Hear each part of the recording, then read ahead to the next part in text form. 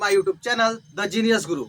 मैंने अपने YouTube channel पे 10 के पोषण और पाचन तंत्र के बारे में फुल डिटेल जानकारी दिया था।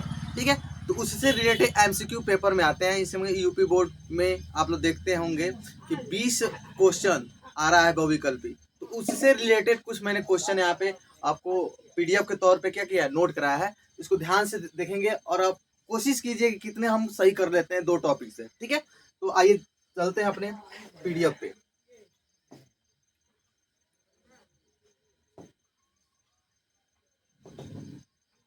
ठीक है, पीडीएफ आ गया। देखिए पहला क्वेश्चन कौन सा है।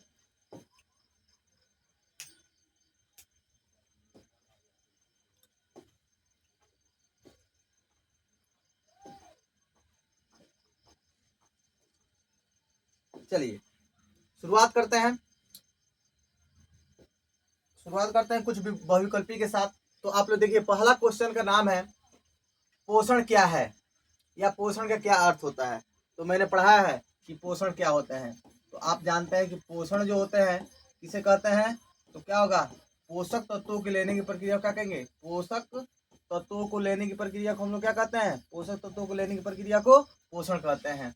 तो इसमें देखिए क्या है कि पोषण का क्या अर्थ है।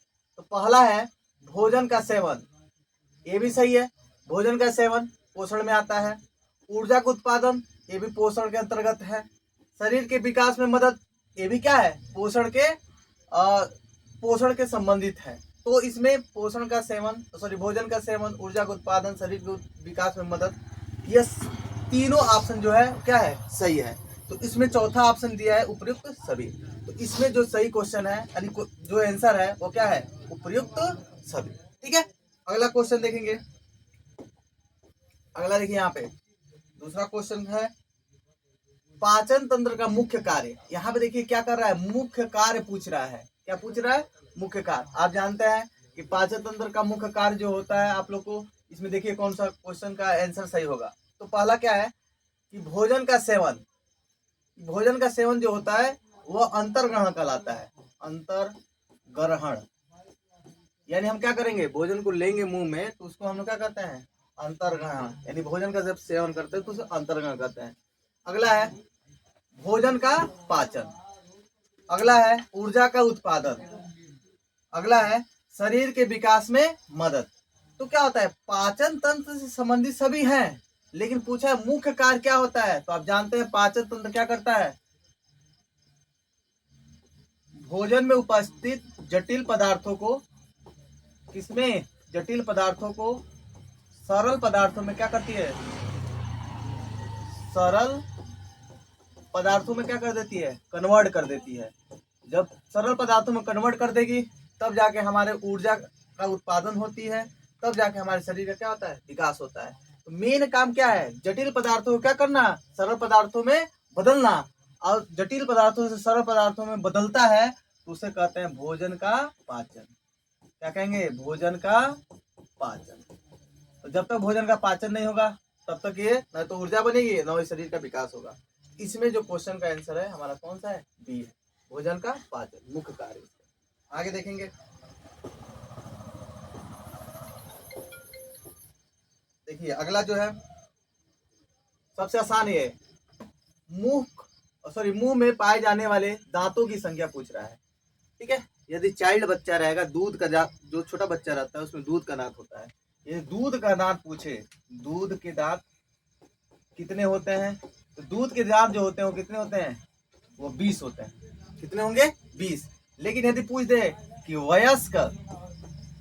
वयस्क मनुष्य में दांतों की संख्या कितनी होती है, वयस्क मनुष्य में दांतों की संख्या कितनी होती है, तो कितनी होंगी, 32 होगी। कितनी होगी, 32। तो इसमें क्या है, पहला है 28, दूसरा है 32, तीसरा है 36, चौथा है क्या, 40 है। तो आप समझते हैं यहाँ पे मैंने कितना बताया, 32। तो ऑप्शन बी, इस क्वेश्चन का, तीसरा का क्वेश्चन का बी सही है। ठीक है, इसकी आंसर हमारा क्या है, 32 है। अगला समझेंगे, यहाँ पे देखिए अगला लिखा है अमाइलेज एंजाइम। इमाइलेज एंजाइम होता है, इमाइलेज एंजाइम का कार्य क्या होता है। ठीक है, तो क्या है, पहला प्रोटीन का पचाना, प्रोटीन का पाचन ये एमाइलेज एंजाइम नहीं करता, ये गलत है। दूसरा है कार्बोहाइड्रेट का पचाना, तीसरा है वसा का पचाना, चौथा है न्यूक्लिक अम्ल को पचाना। तो वसा का भी पचाना नहीं होता है, न्यूक्लिक एसिड का भी पचाना नहीं होता है, तो कौन सही है? कार्बोहाइड्रेट का पाचन। क्योंकि एमाइलेज जो होता है एंजाइम वो क्या करता है? कार्बोहाइड्रेट को पचाने में मदद करता है। ठीक है, आगे समझते हैं। पांचवा क्वेश्चन पूछ रहा है कि पाचन तंत्र में पाए जाने वाले ग्रास नली का कार्य पूछ रहा है। किसका पूछ रहा है? ग्रास नली का। थोड़ा ग्रास नली के बारे में समझते हैं। जब हम पाचन तंत्र को बनाते हैं, जब उसका फिगर बनाएंगे,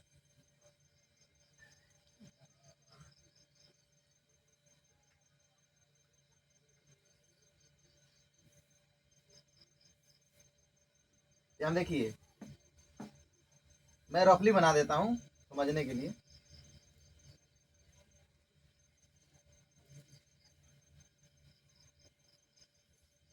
ठीक है, ये हमारा क्या है? मुख है।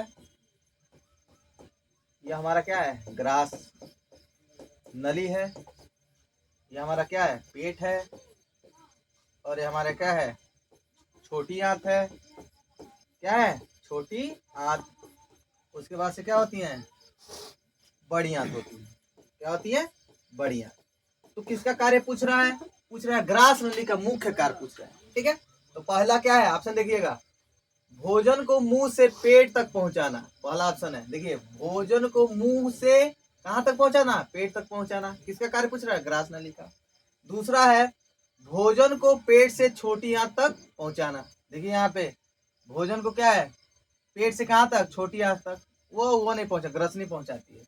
अगला है भोजन को छोटी आंत से बड़ी आंत, छोटी आंत से बड़ी आंत तक पहुंचाना। अगला है डी, भोजन को बड़ी आंत से मलाशय तक पहुंचाना। देखिए यहाँ पे सीधा है, मुख से कहाँ पहुंचा रहा है? पेट में। तो ऑप्शन कौन सही हुआ? पहला। भोजन को मुंह से कहाँ पहुंचाना? पेट तक पहुंचाना। ठीक है, तो पाचन तंत्र में पाए जाने वाले ग्रास नली का कार्य क्या होता है? भोजन को मुंह से पेट तक क्या करना? पहुंचाना। अगला देखेंगे क्वेश्चन। अगला देखिए, पूछ रहा है पेट में पाए जाने वाले एसिड का नाम बताइए। तो सबसे पहले थोड़ा सा हम अमाशय के बारे में पढ़ते हैं। अमाशय जो होता है, जिसको हम सामान्य भाषा में क्या कहते हैं? पेट। क्या कहेंगे? पेट कहते हैं। इस पेट के अंदर एक एसिड जिसका नाम है HCl, हाइड्रोक्लोरिक एसिड, जो होती है क्या होती है? स्रावित होती है, जो भोजन में जितने भी बैक्टीरिया पहुंच जाते हैं उन सभी बैक्टीरिया को क्या कर देती है? मार देती है। ठीक है, तो ऑप्शन देखेंगे HCl है कि नहीं है। हाँ, पहला क्वेश्चन है और पहला आंसर है इसका हाइड्रोक्लोरिक एसिड, दूसरा एसिटिक एसिड, तीसरा साइट्रिक एसिड और चौथा क्या है? Tartaric acid. तो एसिटिक एसिड जो होती है वो सिरका में पाई जाती है, सिरका में। साइट्रिक एसिड होती है किस में पाई जाती है? नींबू में। टार्ट्रिक एसिड जो होती है आम जो होते हैं, कच्चे आम में पाई जाती है। किसमें? कच्चे आम में। तो अमाशय के अंदर कौन पाया जाएगा? HCl। तो हमारा ऑप्शन ए सही है, हाइड्रोक्लोरिक एसिड। ठीक, आगे समझते हैं।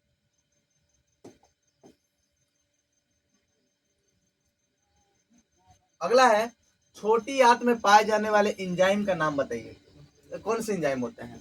तो जब आप पाचन तंत्र का वीडियो मैंने जो अपलोड किया उसमें फुल डिटेल पढ़ेंगे। उसमें मैंने सब हार्मोन्स, एंजाइम, कौन कौन से एंजाइम किसको पचाने का कार्य करता है, मैंने उसके बारे में पूरा डिटेल जानकारी दिया है। आप लोग उस वीडियो को पूरा डिटेल के साथ देखिए, तब जाके आप MCQ बढ़िया से लगा पाएंगे। ठीक है, तो यहाँ पे समझते हैं क्या है छोटी आंत में पाए जाने वाले एंजाइम्स। एमाइलेज, लाइपेज, पेप्सिन और क्या होता है? ट्रिप्सिन। एमाइलेज नहीं पाया जाता है, लाइपेज भी नहीं पाया जाता है, पेप्सिन भी क्या होती है? नहीं पाई जाती है। तो कौन सा यू हमारा? ट्रिप्सिन। ट्रिप्सिन जो होती है किसमें पाई जाती है? छोटी आंत में पाई जाती है, जो क्या करती है? भोजन को पचाने में मदद करती है। आगे देखेंगे। अगला देखिए, लिखा है बड़ी आंत का मुख्य कार्य बताइए। बड़ी आंत का मुख्य कार्य क्या होता है? आप लोग पढ़े होंगे कि बड़ी आंत होती है, छोटी आंत होती है, उसके बाद से अग्नाशय होता है, यकृत होता है, पेट होता है, माउथ होती है। तो क्या होता है? माउथ में जब भोजन हम करते हैं तो इसमें मुख में अंदर हमारे क्या होता है? लार ग्रंथियां होती हैं। लार ग्रंथियां में क्या होती है? कुछ एंजाइम होती हैं जो क्या करती है, भोजन को पचाने में मदद करती है। उसके बाद भोजन हमारे कहाँ आता है, ग्रास नली से होते हुए पेट में आता है। पेट में भोजन का पाचन होता है। उसके बाद से कहाँ जाता है, छोटी आंत में जाएगा। जब छोटी आंत के अंदर जाता है तो छोटी आंत में बिलाई होती है। मैंने वीडियो में बताया है कि बिलाई होती है, वो क्या करता है, पोषक तत्वों को अवशोषित कर लेता है। क्या करेगा बाबू, पोषक तत्वों को अवशोषित कर लेगा। और जब भोजन में से पोषक तत्वों को अवशोषित कर लेती है तो वह अपशिष्ट भोजन जो होता है कहाँ चली जाती है, बड़ी आंत में। और बड़ी आंत में जब जाएगी तब जाके किसका निर्माण कर देगी, मल का निर्माण कर देगी। अब उसको मलाशय में भेज देगी और मलाशय से हम लोग क्या कर देते हैं, शरीर से बाहर निकाल देते हैं। ठीक है, तो देखिए इसमें क्या कह रहा है कि मुख्य कार्य क्या होता है बड़ी आंत का। तो पहला क्या है, भोजन को पचाना।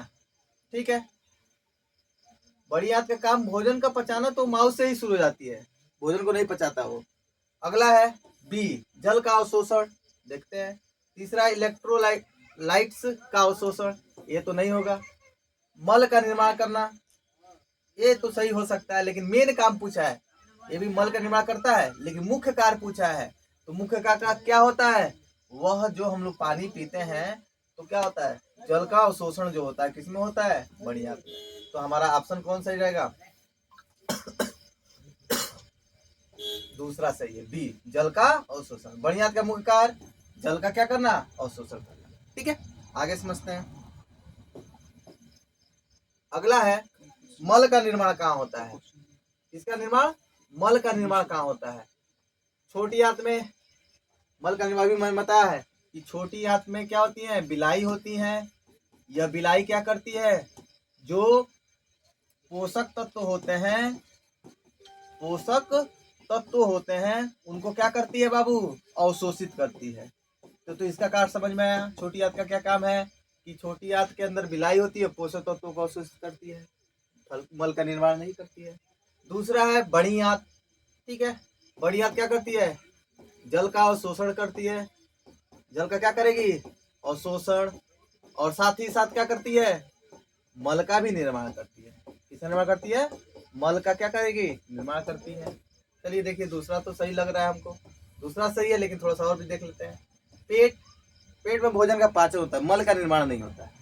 अगला है मुंह, मुंह में मल का कहाँ से निर्माण होगा। ठीक है, तो यह हमारा जो बी को 9वां का जो है बी, ये क्या है हमारा सही है, जिसको हम क्या नाम है इसका, बड़ी। ठीक है, आगे समझते हैं।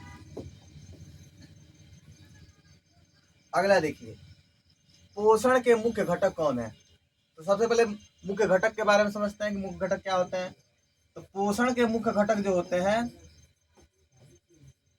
वो पहला क्या होता है, कार्बोहाइड्रेट, कार्बोहाइड्रेट, वसा, और क्या होती है, प्रोटीन। उसके बाद से क्या होता है, विटामिन। उसके बाद से क्या होती है, खनिज लवण, खनिज लवण, खनिज लवण। उसके बाद से हमारा क्या होता है, ईटीसी। ठीक है, ये सभी क्या होते हैं, भोजन के या पोषण के मुख्य घटक होते हैं। तो ऑप्शन देखेंगे कौन इसमें से मैच कर रहा है। ठीक, तो पहला क्या है, कार्बोहाइड्रेट, प्रोटीन, वसा। कार्बोहाइड्रेट, प्रोटीन, वसा, ये भी सही है। दूसरा प्रोटीन, वसा, फाइबर। मैंने फाइबर की इसमें कहीं जिक्र नहीं किया है, ये गलत है। अगला क्या है, कार्बोहाइड्रेट, फाइबर, विटामिन। मुख्य पूछ रहा है, ये होते हैं लेकिन मुख्य में नहीं होते हैं, ये भी क्या है, गलत है। विटामिन, मिनरल, प्रोटीन, ये भी मुख्य में नहीं आता है, ये भी क्या है, गलत है। तो कौन सा ही हमारा, कार्बोहाइड्रेट, प्रोटीन और वसा। तो यहाँ लिखा है मैंने कार्बोहाइड्रेट, वसा और क्या, प्रोटीन, यही क्या होता है, पोषण के मुख्य घटक होता है। अगला समझते हैं, विटामिन का मुख्य कार्य।